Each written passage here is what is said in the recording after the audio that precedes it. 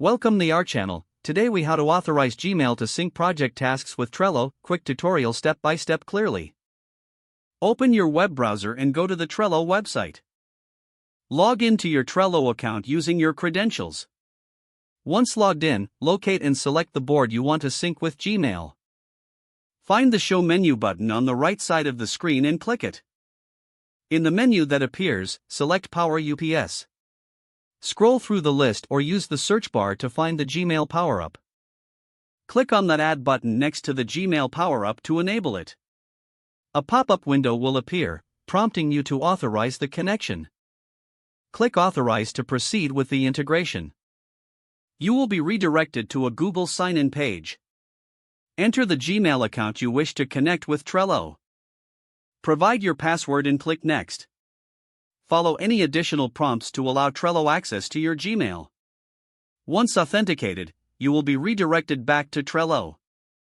You should see a confirmation that Gmail has been successfully added as a power-up. To create a task from an email, open your Gmail account. Select the email you want to turn into a task. Click on the Trello icon or the Add to Trello button in the email options. Customize the task details, like title and description, as needed. Select the Trello board and list where you want the task to be created. Finally, click Add Card to sync the task with Trello. Your Gmail tasks are now integrated with Trello, making project management easier.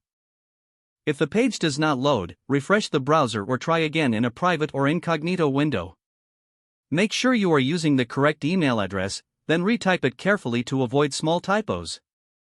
If your password is not accepted, use the reset option and create a new strong password you can remember. Check your spam folder for verification or security emails, then complete any requested confirmation steps. Enable two-factor authentication if available to improve account security and reduce unauthorized access risk. After signing in, review your profile details so your contact information and settings are accurate and current. If you see an error message, note it down and try again after restarting your device and internet connection. Log out when you finish, especially on shared devices, to keep your account and payment information secure. Don't forget to like this video and subscribe to our channel for more step-by-step tech guides.